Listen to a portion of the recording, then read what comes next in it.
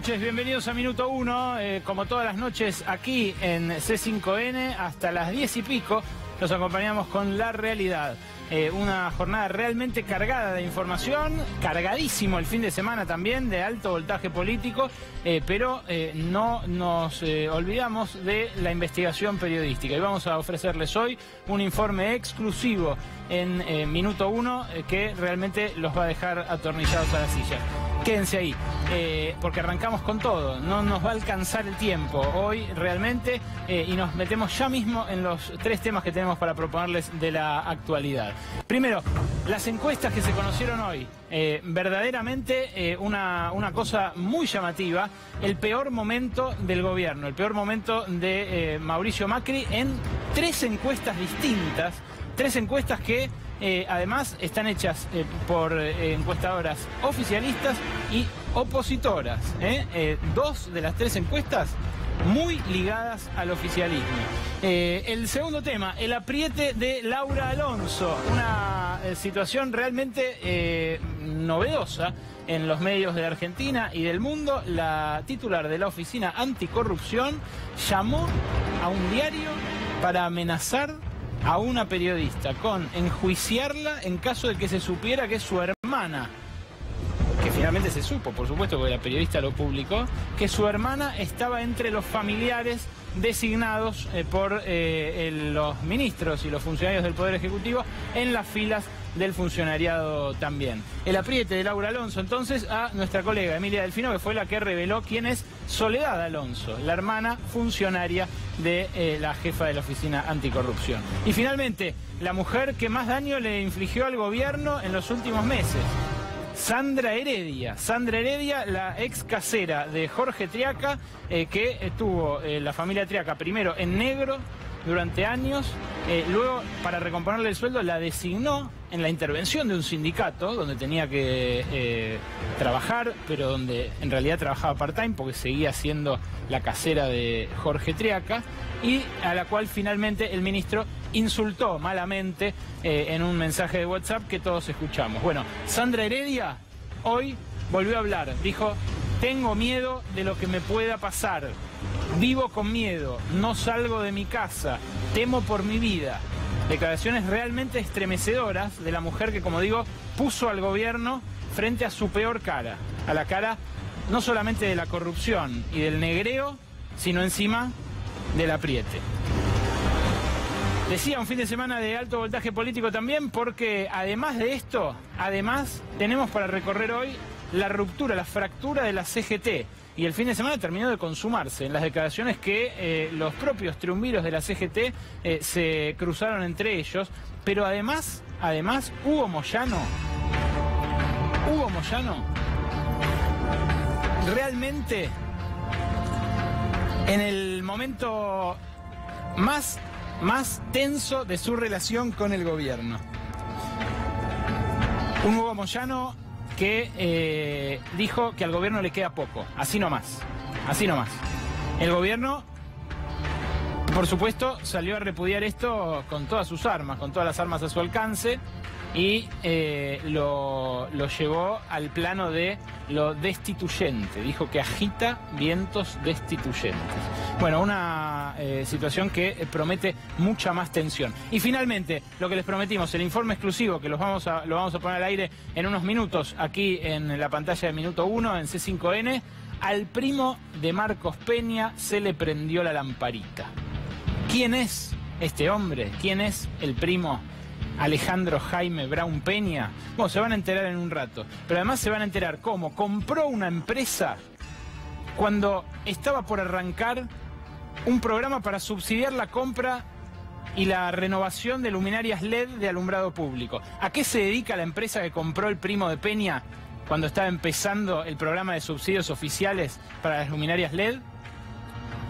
Se dedica a proveer luminarias LED. Pero no es solo eso. Todas las que provee son importadas de China y hay 20 fábricas en la Argentina que las producen. Ya se pronunció sobre esto el Ministerio de Energía. En un rato, todas las precisiones aquí en Minuto 1. Uno de los escándalos de algo que el gobierno sigue llamando conflicto de intereses, pero que la verdad cada vez cuesta más dejar de denominar como corrupción. Vamos a ponernos en marcha ya mismo. Las encuestadoras grafican el peor momento político para la administración Cambiemos en sus 2 años y pico de rodaje. Bueno, había tenido otros momentos malos el gobierno, había transitado, por supuesto, sus alzas y sus bajas.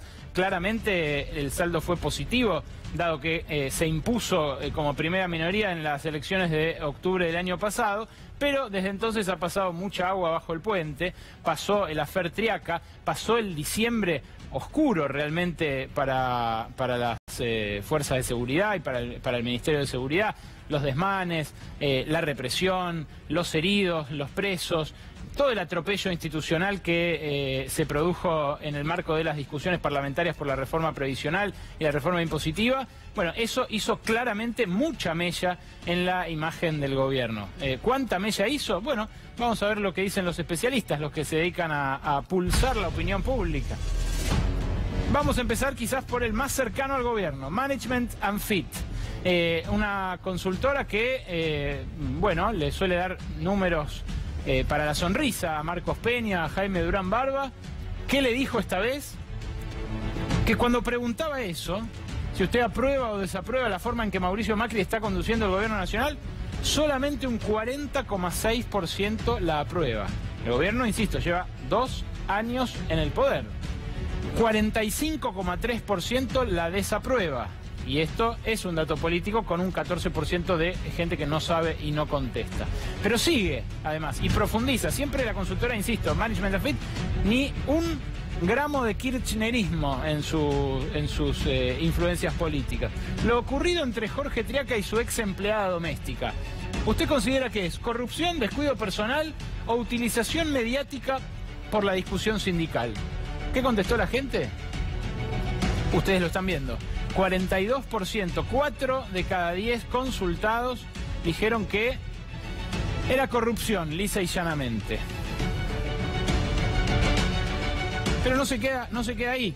Sigue profundizando sobre el mismo tema la consultora y pregunta: ¿en qué medida cree que la situación entre Triaca y Sandra Heredia afecta la imagen de transparencia del gobierno? Y ahí tienen el resultado. De vuelta, más de 4 de cada 10 considera que afecta mucho la imagen de transparencia del gobierno. Y si uno suma entre los que consideran que afecta mucho y los que consideran que afecta algo, se encuentra con un 65 y casi diría 2 de cada 3 que responden que afecta algo o mucho la imagen de transparencia del gobierno, el hecho de que haya salido a la luz el ministro que tuvo una empleada en negro, algo que en Brasil, por ejemplo, le hizo a Michelle Temer tener que descartar una candidata a dirigir la cartera laboral, pero además haberla designado en un gremio intervenido, que precisamente había intervenido para terminar con la corrupción. Sigue la encuesta de Management and Fit, última placa que tenemos para esta entrega. ¿Cuál es su mayor preocupación? Le preguntaron en este caso, y la preocupación más alta es, señores, lo que el presidente decía, es facilísimo de derrotar en la Argentina. Sí, la inflación. 17,1% dijo eso, otro 16 dijo la corrupción, otro 16 dijo la desocupación, otro casi 16 dijo la inseguridad. Luego la suba de tarifas, que uno podría tomar casi como parte de la inflación también. Y la pobreza. Esta es la última placa de Management and Fit. Ahora vamos a CEOP. Profundiza un poquito más sobre los tarifazos Management and Fit y también pregunta: ¿cuál es su postura ante el aumento de tarifas? ¿Es innecesario? Dijo el 40,1% de la gente, más que los que consideraron que es necesario, pero se excedieron. Si se quiere, la postura más equilibrada, ¿no? Es cierto que venían atrasadas las tarifas en algunos lugares, pero que ahora paguemos 4 veces lo que paga Brasil o 2 veces lo que paga México, bueno, da cuenta de que efectivamente se excedieron. Era necesario, dijo un 16%, y 5 dijo que no sabe, no contesta. Ahora sí, cambiamos de encuestadora. Lo que le estamos mostrando es una radiografía de la imagen oficial que salió en los medios de hoy, hecha en los últimos días por las principales encuestadoras del país. Ahora vamos a CEOP. CEOP sí que es una encuestadora crítica del gobierno que ha venido dando a conocer datos no de los más apacibles, no de los más preferibles para el gobierno. E incluso ha hecho encuestas con Página 12 en conjunto y demás. Bueno, ¿qué dijo la gente ante la consulta de CEOP? Que el dólar le preocupa mucho o bastante en un 56% casi. Le preocupa poco o nada al 42%. Y sigue, también pregunta sobre la evolución general de la economía, esta consultora, y para el 72,5% de la gente, para 3 de cada 4 consultados, la evolución de la economía es negativa, mientras que solo una cuarta parte considera que la evolución es positiva, o sea, coincide con el gobierno. Apenas 1 de cada 4 consultados. Le preguntaron también sobre su situación personal a los consultados por el CEOP y de su situación personal dijeron también que la estaban pasando mal. Antes de esta, la tercera del CEOP, ¿la tenemos? Bueno, en la encuesta preguntaban por la evolución general de la economía, 3 de cada 4 decían que era negativa, y ahora ahí lo tienen en la personal, cómo la vive cada uno. Negativa un 66%, positiva un 31,6%. Y ahora sí, la tercera, también afín al oficialismo, la encuestadora de D'Alessio Airol, asociada con Sergio Berenstein. Fíjense, las líneas verde y roja hablan por sí solas. Esto lo publicó el Cronista Comercial hoy, un diario del que tampoco se tiene rastro de kirchnerismo. Y fíjense, la imagen positiva del gobierno se recupera sobre fines del año pasado, más bien cerca de las elecciones, justo a tiempo se recupera, diría yo, porque venía más alta la negativa que la positiva. Justo en agosto, septiembre, octubre y noviembre del año pasado se mantiene por encima la positiva de la negativa, y luego, fíjense hoy, 57% tiene imagen negativa y 40% tiene imagen positiva. Datos como para encender por lo menos luces amarillas en el tablero de control oficial.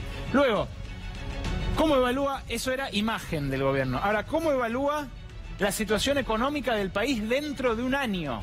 ¿Cómo cree que va a estar dentro de un año? Mejor, 44%. Peor, que incluye mucho y algo peor, 51%. Nuevamente, un saldo negativo entre los dos datos para el gobierno nacional en esta encuesta que hace, en este caso, D'Alessio Airol, asociada con Sergio Berenstein. ¿Qué habrá colaborado en esta debacle? ¿Habrá sido el caso Santiago Maldonado, el fusilamiento de Rafael Nahuel? ¿Habrá sido la inflación que no se pudo derrotar, la admisión de que no se podía bajar la inflación y el recálculo de las metas? ¿Habrán sido la reforma previsional? ¿Habrá sido la represión fuera de la reforma previsional? No lo sabemos. Quizás fue todo eso junto, pero los números muestran una coincidencia plena en que la gente está menos conforme hoy que hace 3 meses con la gestión oficial. Y en ese contexto, se da la colisión frontal, la colisión menos pensada entre el que fue el principal puntal sindical del gobierno durante 2 años, a quien no se le cuestionaba nada, ningún negocio, ningún adicional, ningún premio, ninguna empresa, ninguna tercerizada, nada, y que ahora es el enemigo número 1 del gobierno nacional. Un Hugo Moyano que no anda con pelos en la lengua. Lo que se cruzó con Marcos Peña desde la mesaza de Mirta Legrand, y Hugo Moyano desde los estudios del sur de la ciudad de Crónica TV, fue realmente explosivo. Una síntesis para nuestros televidentes de Minuto 1.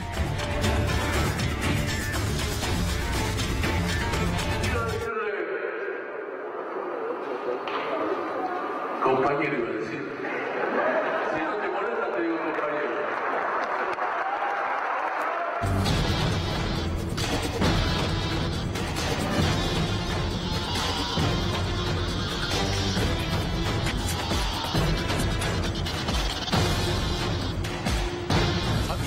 4 meses, como mínimo, me viene impidiendo lo que la CGT hizo con la reforma laboral, acordó con la reforma laboral.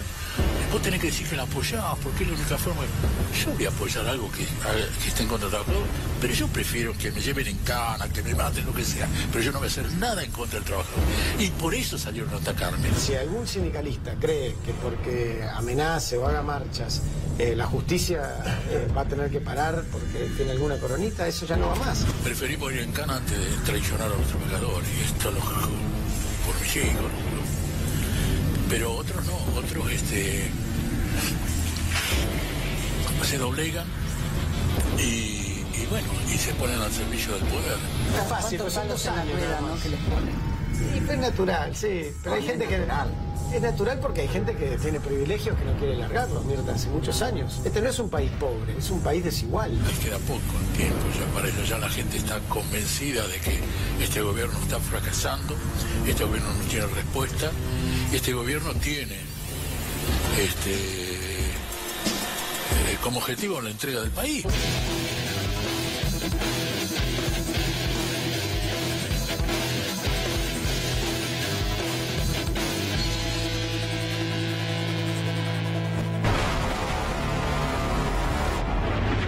Nunca conoció las medias tintas Hugo Moyano, pero ahora volvió a sus declaraciones de más alto voltaje. El jefe de gabinete, Marcos Peña, le respondió desde la mesa, como decía, de Mirta Legrand, pero mientras tanto, la CGT durante el fin de semana terminó de explotar. Ya lo habíamos anticipado el viernes. La fractura se había hecho carne en el consejo directivo del miércoles, donde justamente Moyano pudo juntar solamente a su propia tropa y donde después los referentes de los gremios gordos, los gremios más numerosos, pero que a la vez son los que habitualmente suelen ser oficialistas de todos los oficialismos, le dieron la espalda a la movilización del 22 de febrero próximo. La movilización la anima justamente Hugo Moyano. Era una movilización de camioneros, pero el miércoles se convirtió en una movilización de la CGT, de las 2 CTAs y de los movimientos sociales que van a acompañar también el reclamo de una recomposición de los haberes para todos y una, básicamente, paritaria sin techo, que es lo que suele reclamarse cada marzo cuando los gobiernos en general tienen el interés de pisarlas para combatir la inflación mediante los ingresos de los que menos tienen. La explosión, bueno, se puso de manifiesto en declaraciones de sus máximos dirigentes. La síntesis del informe en estos segundos de aire en C5N. Los dirigentes se cree que son artistas de televisión y además se equivocaron, se cree que están para defender a los patrones en vez de defender a los trabajadores.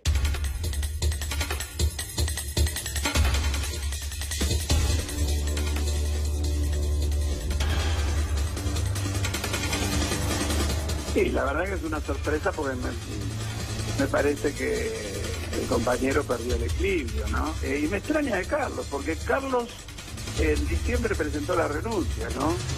Entonces que ahora salga con esa bravuconada, que vino malentonada desde que Barrio Nuevo hizo esa convocatoria en Mar del Plata. Yo no tengo la culpa de los que faltan y los que van a la televisión a hablar mal de esa CGT.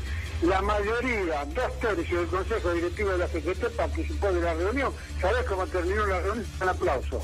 El tema está en tomar las decisiones que el movimiento obrero tenga que tomar en funciones colectivas, no en función de que se juntaron 5 dirigentes en Mar del Plata o 6. Algunos de los que estuvieron en Mar del Plata después tampoco fueron a la reunión y después toman esta iniciativa. A ver, ¿qué estamos equivocados con los aumentos de los tarifazos que tenemos, de que nos quieren poner techo en las paritarias, de que quieren reformar la reforma laboral? Es decir, no lo vamos a permitir. No lo vamos a permitir. Si algunos quieren ser alcahuete de los patrones, siempre hubo carneros en la vida.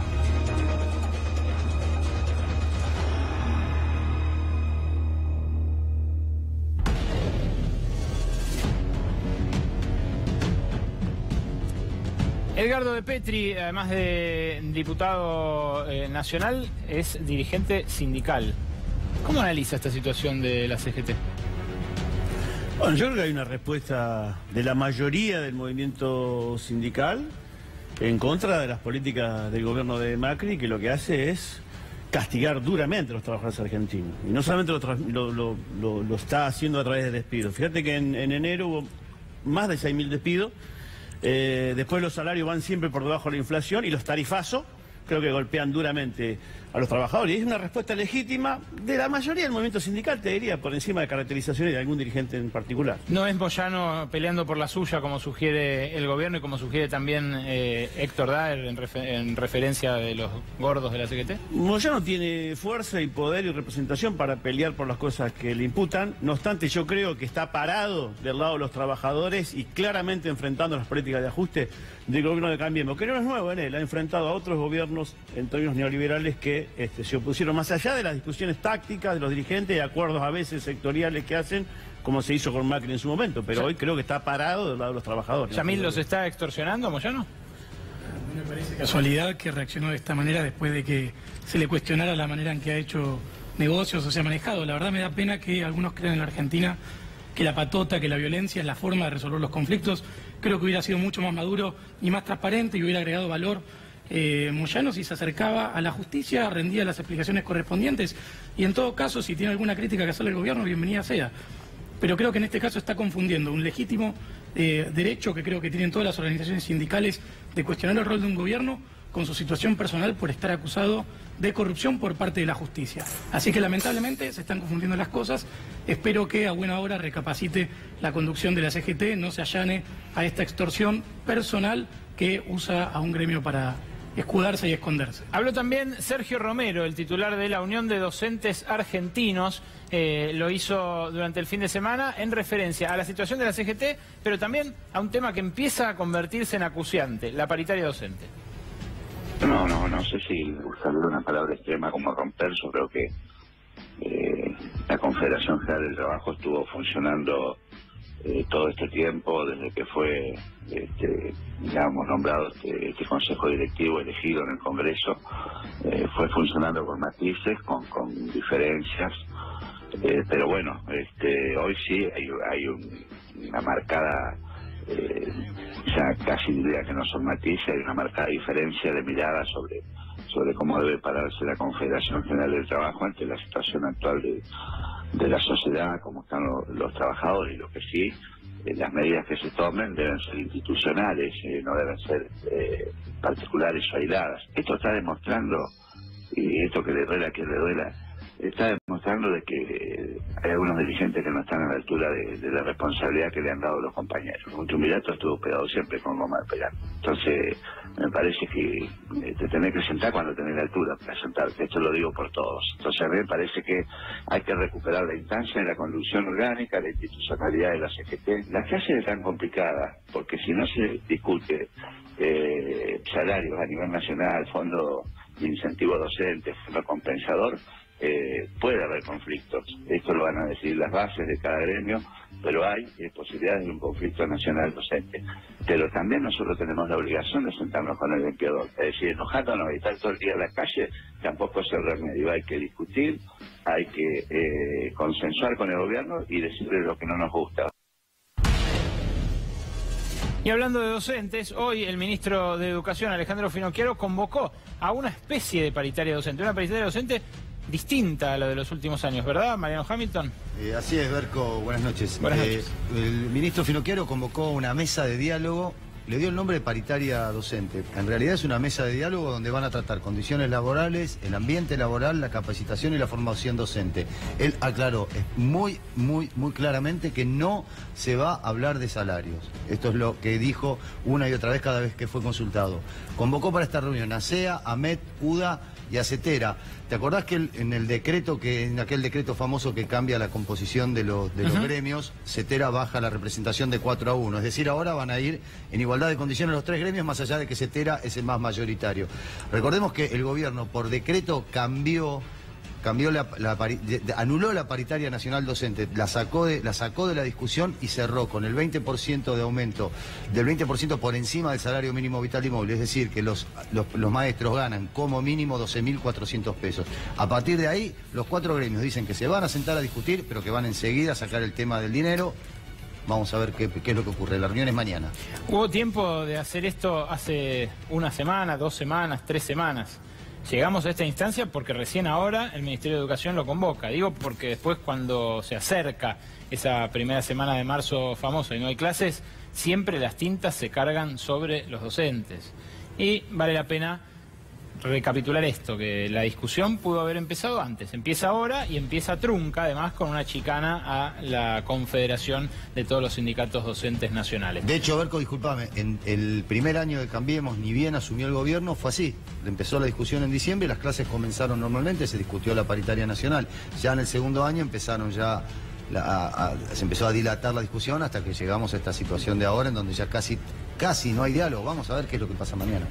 Sandra Heredia, la ex empleada de la familia Triaca, a la cual tuvieron en negro, según ella denuncia, y además a quien designaron en un gremio intervenido para darle precisamente transparencia a la dinámica de ese gremio, el SOMU del famoso Caballo Suárez. Bueno, después se supo que no solamente Sandrín, como le decía el ministro, había sido designada allí, sino también un montón de amigos del juez Canicova Corral, que dispuso la intervención, un montón de amigos y allegados políticos de la coalición Cambiemos. Bueno, Sandra Heredia, la señora a quien nunca debieron, en primera instancia nunca debieron haber insultado como la insultó por WhatsApp el ministro de Trabajo, pero a quien además nunca debieron haber tenido en negro ni designado en un gremio de esa manera, habló y dijo que tiene miedo por su vida. Escuchémosla. ¿Tenés miedo de lo que venís denunciando, de lo que puede pasar? Sí, obvio, sí, me fijo mucho. Me fijo mucho cuando salgo a la calle y todo, porque obviamente sí, me da miedo. Claro. La verdad que sí, no solamente por eso, es por el tema laboral, porque mi familia, el tema laboral mío, me va a costar conseguir trabajo. Y ahora a mí me va a costar, siendo él el ministro de Trabajo, ¿me entendés? Yo no quería hacer absolutamente nada. Yo me pongo mal cuando voy a mi casa, o sea, a la casa de ellos, y ellos me rompen la puerta. Ellos me rompieron la puerta como si fuese, no sé, discúlpame lo que me pongo mal. Por favor. ¿Me entendés? Ellos me rompieron la puerta. ¿Por qué me la rompieron la puerta? No tenía nada. Asentía mientras veía su testimonio Liliana Schwint, del Frente Renovador, diputada nacional también. Liliana.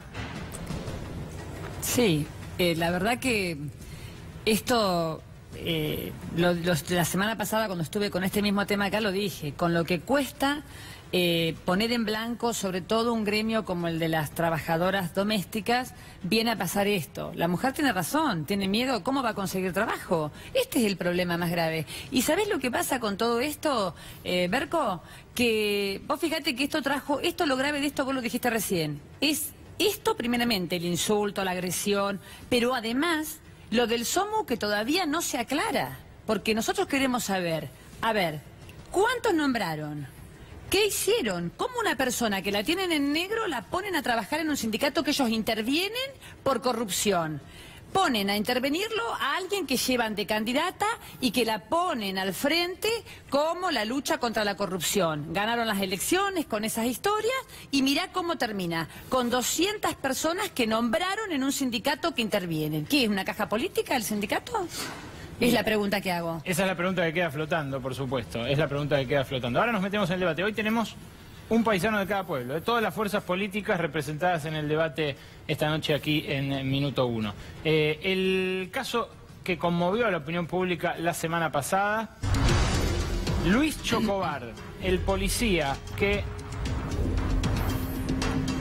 mató a un joven delincuente en el barrio de La Boca. El joven había participado de un robo, el robo de una cámara a un turista, y este policía le había perseguido con su arma, no parando de disparar.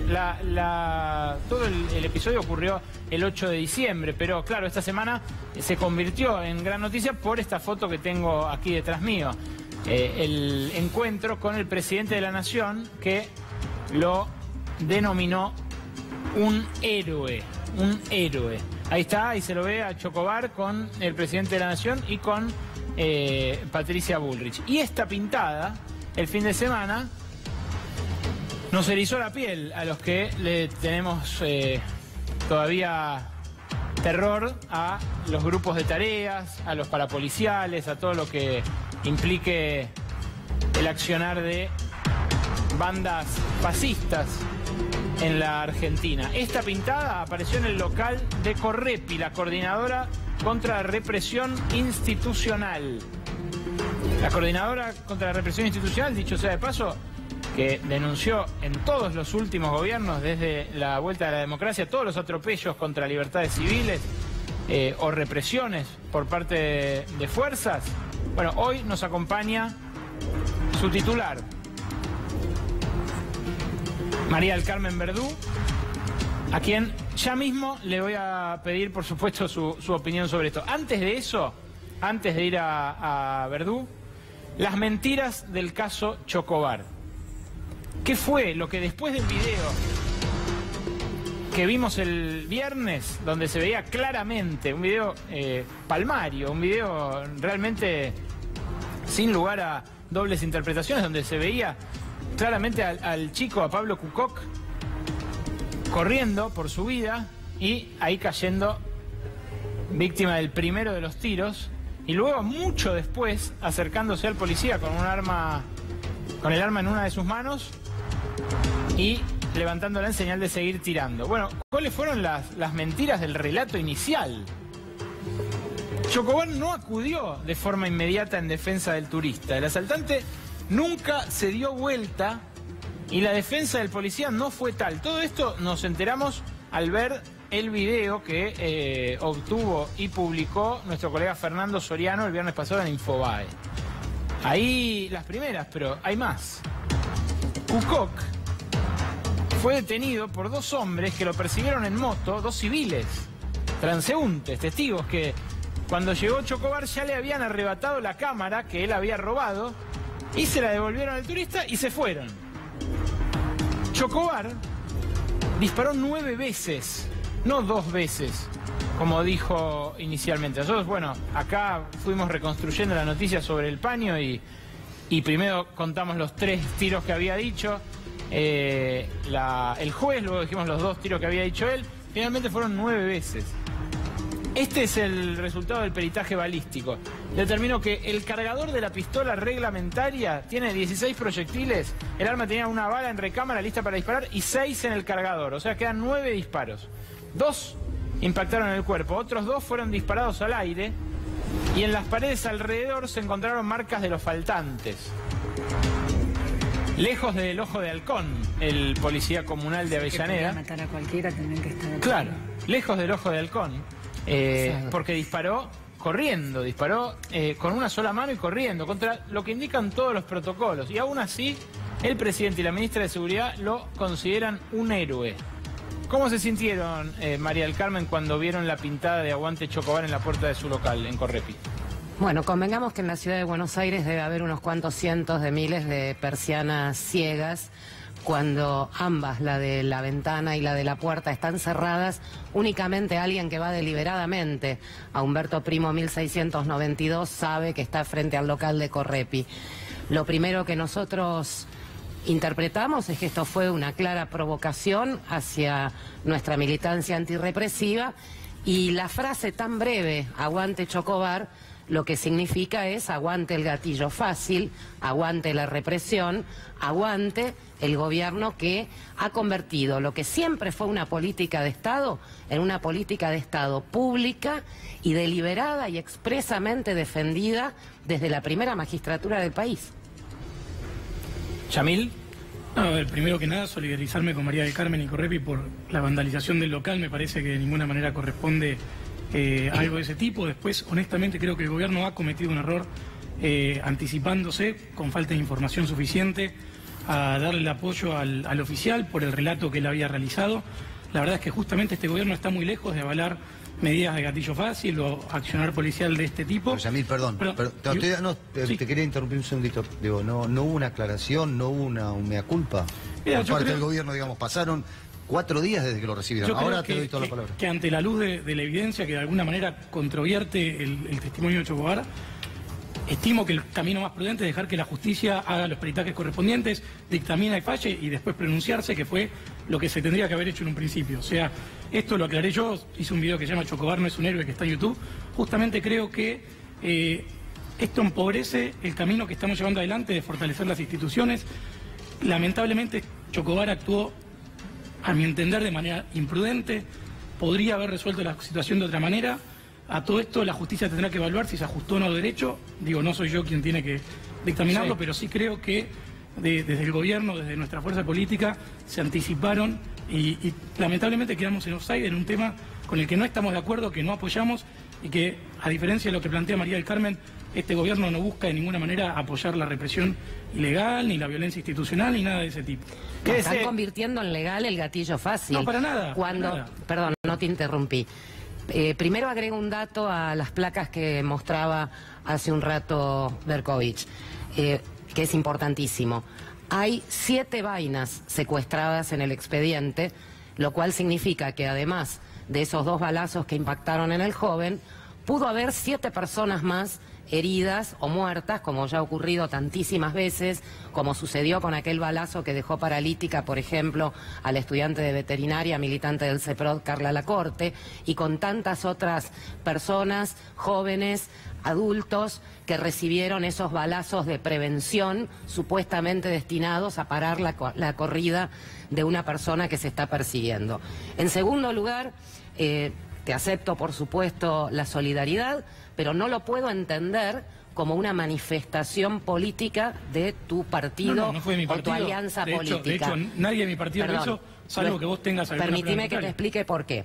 Porque acá no se trata de un descuido donde no sabía Macri o se le escapó a algún asesor mirar el diario, a ver qué estaban diciendo todos los medios sobre los motivos por los que se había dictado el procesamiento, un procesamiento leve, un procesamiento con una figura atenuada que no corresponde en lo más mínimo, por cierto. Esto es un homicidio calificado, en un exceso en la legítima defensa, pero era información pública y notoria, mucho antes de que se pautara esa entrevista, que todo el mundo le interpretó, porque no podía ser de otra manera, como una respuesta al lloriqueo del policía de ayer me decían héroe y ahora me procesan y me embargan. María del Carmen, perdóname, te detengo ahí porque esto les quiero pedir a todos los que están mirando que se queden atornillados al sillón frente a C5N. En instantes, a partir de las 10:15 más o menos, en Desafío 2018, el reportaje que le hizo Marcelo Slotoviazda al jefe de gabinete Marcos Peña.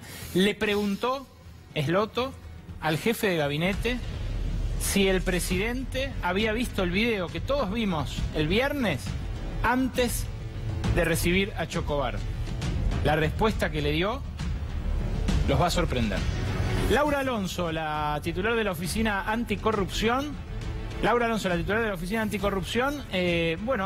se permitió amenazar a un medio de prensa, a una colega, a Emilia Delfino, a quien tengo aquí detrás.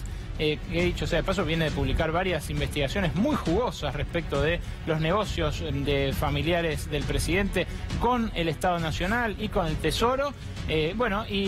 Había llamado para consultar, Emilia, como suele hacerse, uno llama a la parte que está investigando para que haga su descargo, para que explique, para que hable, para que cuente de qué se trata. Y ella estaba por publicar que su hermana, Soledad, era una de las famosas funcionarias colocadas por el nepotismo del gobierno y al que suelen apelar todos los gobiernos también, seamos justos, pero hace propaganda diciendo que los va a echar a todos. Y una de las que no querían que fuera echada era Soledad Alonso, la hermana de Laura Alonso, la titular de la Oficina Anticorrupción. ¿Qué dijo Laura Alonso cuando le consultaron? Lo vemos. Fue entrevistada y contratada como empleada. En estos años ha sido evaluada y se le renueva el contrato de locación de servicios cada fin de año. Cobra 23.000 pesos mensuales, va a trabajar todos los días y cumple horario. Tiene que poner el dedo en el control biométrico de la Casa Rosada. Esto dijo la jefa de la Oficina Anticorrupción, que cobra 7 u 8 veces esa cifra. La titular de la Oficina Anticorrupción, ¿qué hizo? Amenazó con iniciar acciones legales al diario Perfil, simplemente por publicar la existencia de Soledad. ¿Quién es Soledad? Bueno, vengan las acciones legales. Laura Alonso, si eso va a generar que uno publique quién es su hermana, porque nosotros también lo vamos a publicar. Suerte encontrando a quien enjuiciar acá. Con la hermana no, dijo Laura Alonso. Y Soledad Alonso es secretaria, es personal de la Secretaría General de la Presidencia. Esta es la repartición donde trabaja la hermana de Laura Alonso. Foto todavía no conseguimos, pero en cualquier momento se la presentamos a todos. Y ya mismo nos metemos en el debate, pero recuerden, en minutos nada más, el informe exclusivo que les prometimos. Al primo de Marcos Peña se le prendió la lamparita. Al primo del jefe de gabinete, a Alejandro Jaime Brown Peña, se le prendió la lamparita y empezó a hacer un negocio del cual en instantes te vas a enterar. Ahora sí, el debate con los invitados que, como decíamos, incluyen a todas las representaciones políticas. Hoy tenemos Frente Renovador, tenemos Cambiemos, tenemos Kirchnerismo y tenemos la izquierda, que María del Carmen también de alguna manera la representa. La caída, el desplome de la imagen del gobierno nacional, ¿a qué se lo adjudica, Yamil?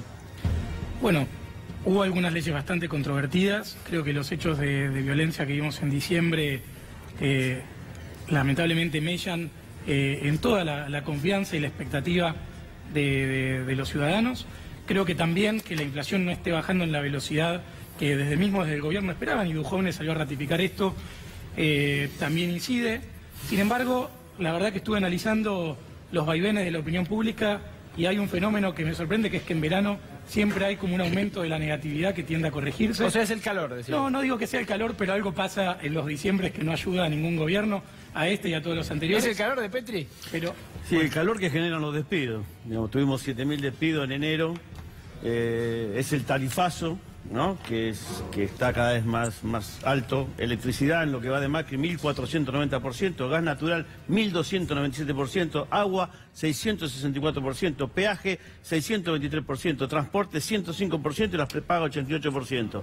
Es la caída brutal del salario. A ver, venimos de una caída de 10 puntos el primer año del gobierno macrista. 40% de inflación contra 30% las paritarias. El 2017 más o menos se emparejaron los salarios. Ahora quieren firmar una pauta salarial del 15% cuando la inflación va a llegar al 20%. Cambiar las metas de inflación, el Congreso votó 10% en meta de inflación, al otro día el ministro dijo va a haber 15%. Entonces, me parece que lo que pasa es que hay un ajuste brutal, que la gente, el pueblo argentino lo siente cada vez más y se está dando cuenta que este es un gobierno de ricos, para ricos, que no representa los intereses de la mayoría del pueblo, está viendo que es un plan de ajuste que avanza duramente contra la mayoría de los trabajadores del pueblo argentino. Sí, eso es lo que pasa. Por eso cae Macri en las encuestas y se nota cada vez más. Pues unánime, no son las encuestadoras que no voy a entrar a estigmatizar a los encuestadores. Pero un dato que recién planteaba de Petri, que no es del todo correcto, es que desde que asumió este gobierno se crearon más de 300.000 puestos de trabajo formales registrados. Es cierto que durante el 2016 el salario real cayó, no en el 10% que vos planteabas, sino que en el sector privado fue del 4% y que tendió a recuperarse en el 2017.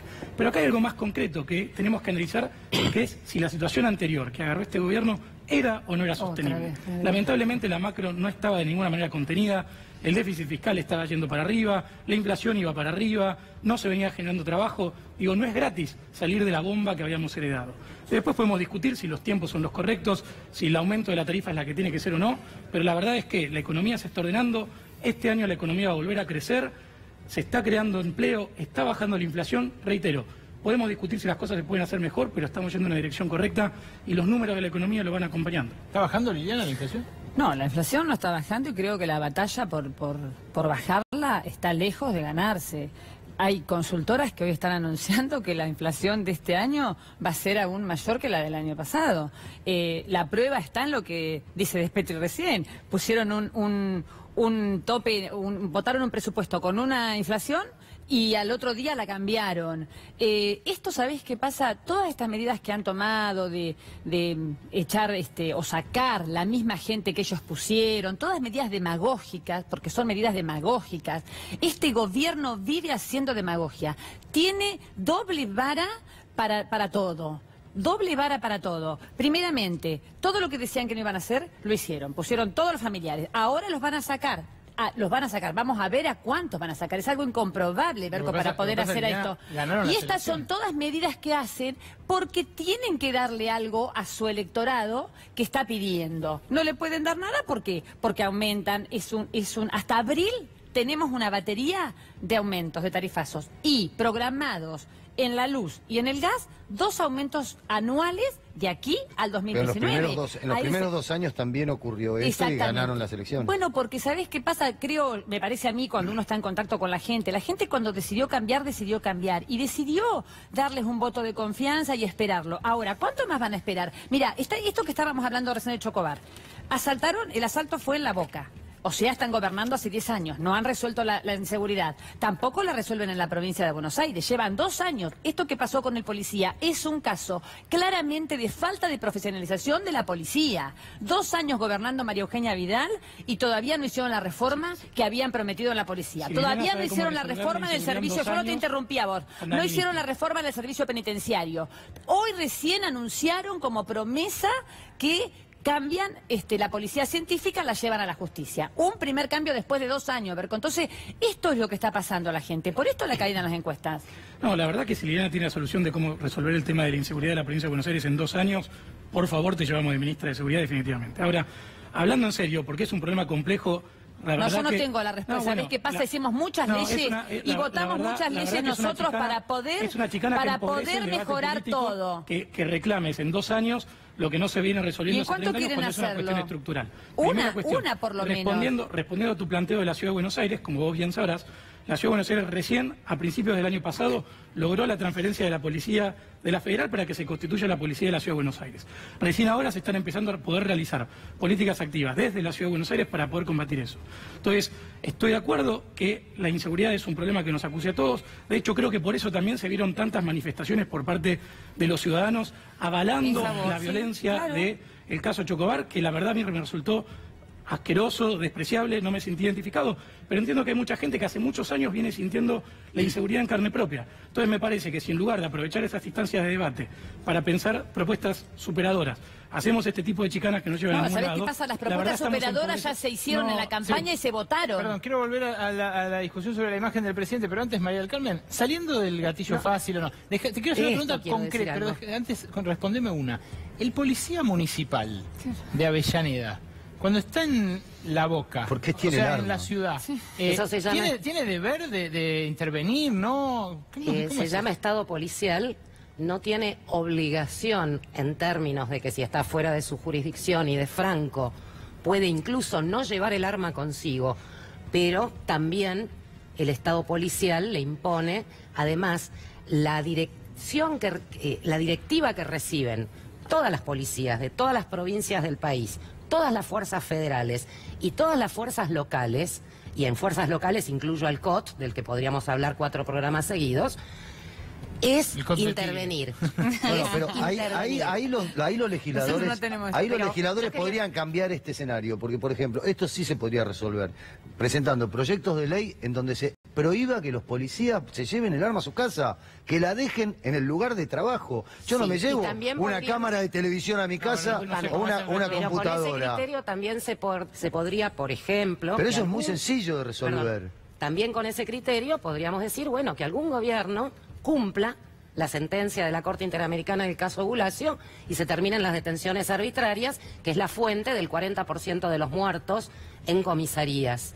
El 40% de los muertos en comisarías no son personas que están sometidas a proceso penal, María sino Carmen, que fueron... pero por algún lado tenemos que empezar, digamos, porque ya la mayoría de las muertes que ocurren en la calle es con la policía que va de civil, armado. El 40% de los muertos en comisarías son personas detenidas por averiguación de antecedentes o por faltas y contravenciones o racias. 2 cositas o 3 que quería decir. Primero, a lo que recién señalaban sobre las medidas de gobierno, faltó toda la reconversión del aparato represivo, los 15 millones de balas, de cartuchos de posta antitumulto que se compraron después de las movilizaciones del 14 y el 18 de diciembre, por ejemplo, toda la cuestión represiva. Y mencionaba recién el joven el tema de la policía de la ciudad. La policía metropolitana en 8 años de gestión, de existencia, y siempre teniendo en cuenta que los primeros 4 años no estuvo en todos los barrios, sino solo en una porción muy pequeña de la ciudad, tuvo registrados 20 casos de gatillo fácil. La policía de la ciudad, al producirse lo que nosotros llamamos en diciembre de 2015 el Comando Unificado para la Represión, al tener por primera vez en nuestra historia reciente el mismo mando político bonaerense, metropolitana y federal, la policía de la ciudad, en apenas los primeros 11 meses de su existencia, del 1 de enero de 2017 al 30 de noviembre de 2017, 24 casos de gatillo fácil. Gracias. Y no estoy contando, obviamente, el que ocurrió el 8 de diciembre. Gracias, María del Carmen, gracias, Yamil. Volvamos a la cuestión de más alto voltaje de la semana, el desafío sindical al gobierno y la respuesta del gobierno, lo que considera una amenaza destituyente. Eso no es así, De Petri. Bueno, para el gobierno todas las voces opositoras son destituyentes, todas. Pero aparte hay que terminar con este verso de la pesada herencia. Porque no lo dijeron cuando le presentaron el informe, Pratt Guy le presenta a los Estados Unidos un informe que dice Argentina, tierra de oportunidades, y decía que Argentina tenía el 6% de desempleo, el índice de Gini más bajo de la región, con menos desigualdad social, la clase media más alta, la infraestructura bien desarrollada. Lo dijeron ustedes, se lo firmaron a los inversores de Estados Unidos para que vengan a invertir. Entonces lo que hay acá, hicieron realmente, el desafío no es sindical, el desafío es de la clase trabajadora. Han subido la desocupación, estamos por encima del 10% en el conurbano bonaerense, los salarios han caído, le han sacado 100.000 millones de pesos a los jubilados, avanzan en la privatización del sistema previsional, el consumo, lo dicen hoy, cayó 1% comparado con el mes del año pasado. La industria está pagando por la importación, está el negocio eléctrico, está el negocio de los sectores exportadores, con el dólar a 20 pesos. ¿No? Y encima le pagan al de la sociedad rural de Echeverría, le pagan un bono de 500.000 pesos. Es el negocio de los bancos, es el negocio de los bancos, pero la industria está cayendo. La industria cae y los despidos aparecen cada vez más como el destino de miles de trabajadores. Entonces, eso es lo que está parado el sindicalismo. A protestar el 22 masivamente para cambiar la política económica del gobierno. Esto es lo que está en discusión. ¿Están de vuelta de buenas el kirchnerismo de Moyano? No estábamos de vuelta de buena. Nosotros nos ponemos de acuerdo en función de iniciativas políticas. Nos parece correcta que el movimiento sindical, por encima de la discusión de dirigentes, marche masivamente a sostener los conflictos. Hay 500 despidos en el yacimiento Río Turbio, hoy. Hay 800 despidos en la acera. Apareció el intendente que le cambiemos, diciendo que la caída de producción de YPF le genera 800 despidos. En Salta, en el Tabacal, tenemos despido en el ingenio de La Esperanza, en el ingenio de San Isidro, en el ingenio Ledesma en Jujuy. Más de 1.000 despidos en ese sector, en la provincia de Buenos Aires. Entonces, me parece que la realidad indica que el movimiento sindical tiene que pararse y tratar de defender las paritarias, defender el empleo como cuestión central, y eso se hace fortaleciendo el mercado interno, desarrollando la industria nacional. ¿Están juzgando a los sindicalistas por mafiosos, por ladrones, corrupción, o por sindicalistas? A nadie se lo puede meter preso solamente por pensar distinto, y creo que la justicia está avanzando justamente sobre cuestiones concretas, bolsos, propiedades, autos que no pueden explicar. Pero me parece que acá hay una discusión más importante frente a lo que plantea Edgardo, que hay una gran distancia entre lo que supuestamente tiene que hacer el movimiento sindical y los datos concretos. Más de 30 años de gobierno del peronismo del movimiento sindical, 1 de cada 3 trabajadores está informal, 1 de cada 3 trabajadores está en negro. Lamentablemente... ¿Qué? Primero que nadie, de Triaca. El ejemplo más grande. Yo de hecho lo he condenado y voy a decir, yo personalmente hay presos por pensar distinto en Argentina. ¿Qué cosa? Hay presos por pensar distinto en Cualquier Argentina. Persona que hay esté, 5 personas presas desde el 14 de diciembre por pensar distinto sobre la reforma previsional. ¿Tienen las instancias legales para apelar? Y hasta ahora han sido... El juez Bonadío en la indagatoria y hasta ahora ha sido ratificado. ¿Qué opinaban de la reforma previsional? Hasta ahora ha sido ratificada por instancias la mayoría de los casos, con lo cual no hay problema por ese lado. De cualquier manera, a buena hora no que te se está pueda hablando hacer... No te está hablando de políticos, ¿eh? No, ya sé, está está hablando Estoy hablando de vivimos en un estado de excepción. Bonadío baja la línea del gobierno. Pero perdón, María del Carmen, por suerte estamos en una democracia republicana donde cualquier procesamiento o juzgamiento con el cual uno no esté de acuerdo puede apelar a instancias superiores. Con lo cual, la verdad que por ahora todas las garantías constitucionales están vigentes. Están vigentes. Primera cuestión. Ahora, responde a lo que estábamos hablando. La verdad que después de más de 30 años del peronismo gobernando el movimiento sindical, tenemos 1 de cada 10 trabajadores que no tiene trabajo, 1 de cada 3 que está en negro. En lugar de estar dando la discusión de cómo generar más puestos de trabajo, muchas veces lo que están viendo es cómo justamente resguardar sus privilegios. Lamentablemente, Moyano, en lugar de estar discutiendo cómo hacer que Argentina se pueda insertar en la economía del siglo XXI, salió a protestar cuando la justicia empezó a investigar los negocios que tenía por ahí escondidos. Pero, y cerrando una sola cuestión, sí, de buena fuente te puedo decir, hay un buen acercamiento entre Moyano y el kirchnerismo. Epa.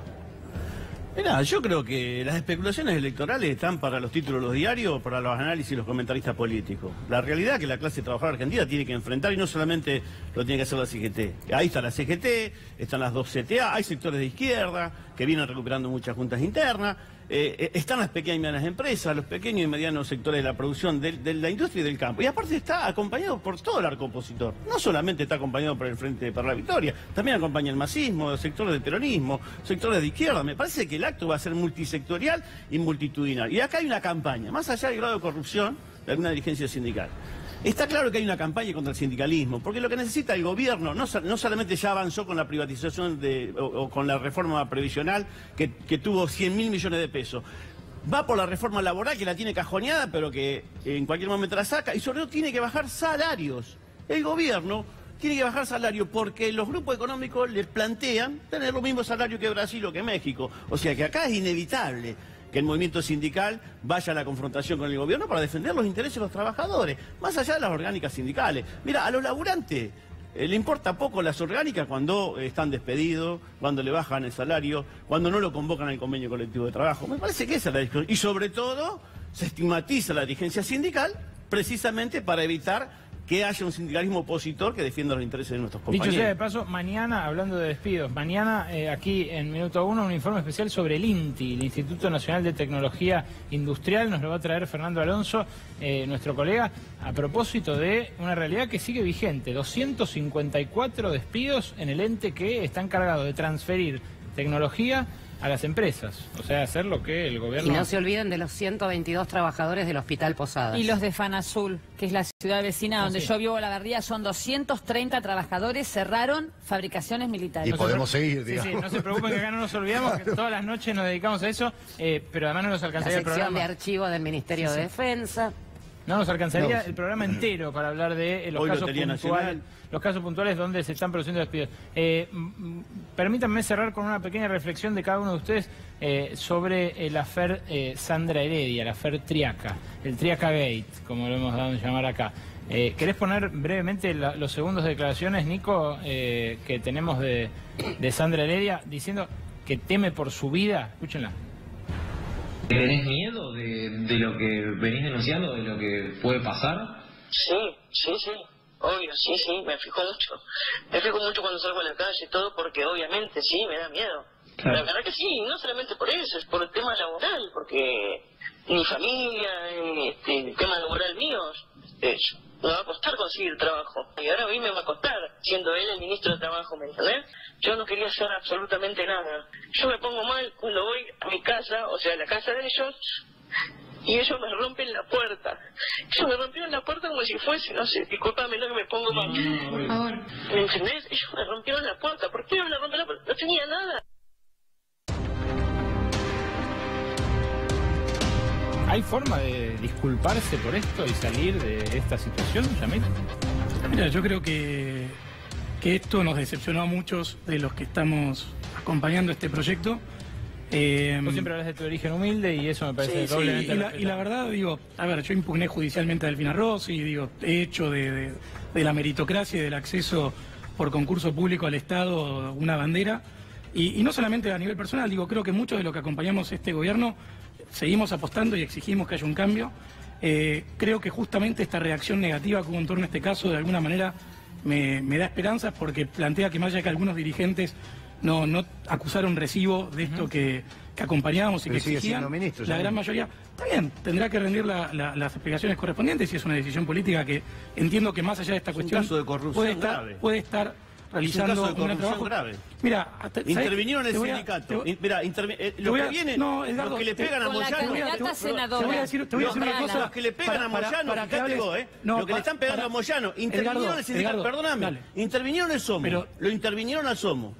Nombraron 200 con Gladys González, candidata a senadora, que era la Dalí de la lucha contra la mafia. Intervinieron en el sindicato, lo utilizaron como caja y nombraron 200 contratos. Entre ellos, mucha militancia pro. Con esta cuestión, lamentablemente. Mucha militancia juvenil del PRO. En el 2013, el partido al cual vos pertenecés... Mucha militancia juvenil del PRO. Reformó la ley de ética pública, eliminando la Comisión Nacional de Ética Pública, que era justamente Camila Norí González, que era el instrumento legal creado para controlar... con la mano y corran con el codo, Yamil, porque con estas cosas, lo que vos estás diciendo de ética pública, esto es lo más grave que hace falta que en la pueda Argentina, suceder. Un organismo imparcial, poder que permita garantizar que nadie tenga la posibilidad de realizar esto. Listo. Lamentablemente en Argentina el kirchnerismo destruyó esta herramienta y este gobierno espero... Pero no son ustedes, no el kirchnerismo, los que hacen estas cosas. Se me fue el programa, cerralo, Leo. Gracias, buenas noches a ustedes, gracias Yamil Santoro, gracias Edgardo de Petri, gracias Liliana Schwinn, gracias María del Carmen Verdú. Vos que estás ahí, quédate, porque en instantes, en segundos nada más, el informe exclusivo que te prometimos. Al primo de Marcos Peña se le prendió la lamparita. El negocio con las luminarias LED que se puso en marcha a partir de un subsidio de 1.000 millones de pesos del Ministerio de Energía. ¿Cambiamos?